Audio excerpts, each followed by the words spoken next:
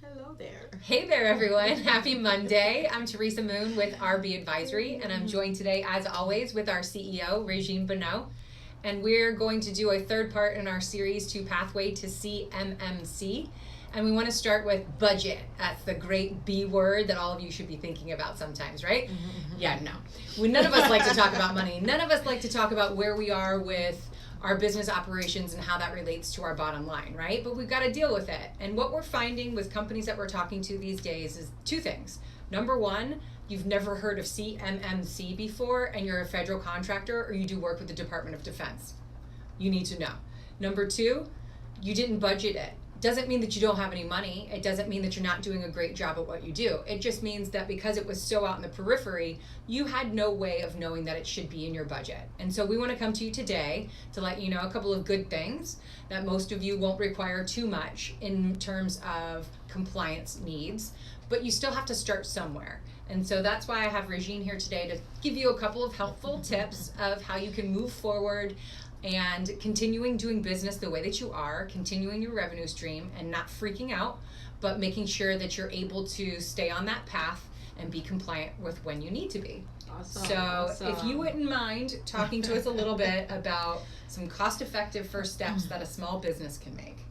When we're looking at CMMC, yes, it can be daunting. We know that it's been around for the NIST portion has been around for 5 years, so now it's time for certification. Some of the things that we're asking people to start doing, the small things, is get an inventory of your assets, right? Devices, all of your devices, all of the software application that you use as a company, and also your vendors as well, or subcontractors that you use too, right? So that will start helping you see what do you have to deal with in that sense.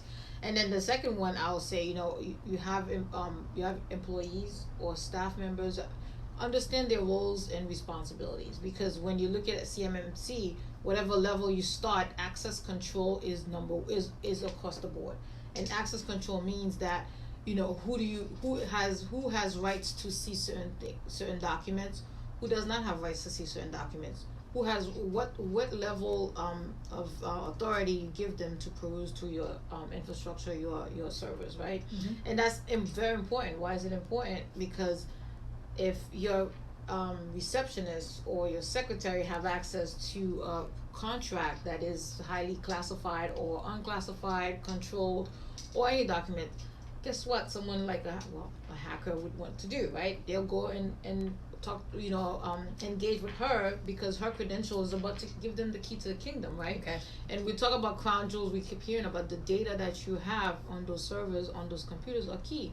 So you need to manage that. Those are, I say, first simple steps, right? And then of course, it is a big undertaking. If you don't have a IT, security as well, consult with someone with a security firm that understands compliance, right? Not just cybersecurity, because you need to understand the compliance component and then the security controls that now going to align with the solutions that you're going to put in place. Great. Those are great first steps. And given the fact that most, say 80% of the contractors that will be affected will only need level 1 requirements. Yes. We're looking at things that are feasible to do, and we can just consult with experts to find the necessary pathways to get there. So I think that what you've said makes perfect sense, but I would anyway, of course. So if we have to move up the staircase to levels 2 and 3, what are the biggest differentiations? So in level 2 now you're starting to dabble. So level 1 is if you're just you're not doing anything, right, with any controlled unclassified information. Level 2 now you start getting you're segmenting into dealing with controlled information or classified, depending on what level, but controlled, that's when you start getting into that process. And now you need to start really documenting policies and procedures, documenting your process, that flow of the data of the contracts, who has access. Again, access control, right? It's all gonna come part of it.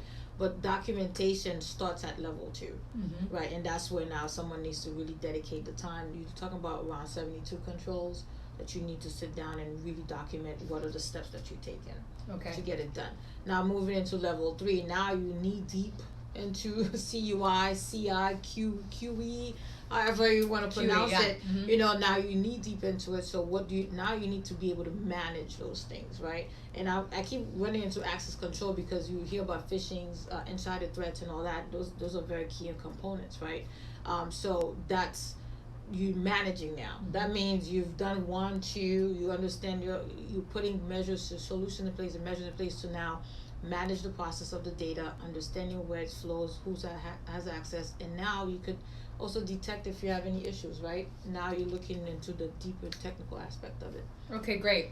So we can go from the very basics to Yes. upgrading to be in Yes. compliance to being able to handle classified or controlled unclassified information. Yes. So these are some great first steps. We appreciate it very much. As always, we tell you best first step is to seek expert advice. Yes, and we are available. So please see our website. We have other informative videos, and we hope to hear from you very soon. We'll be back.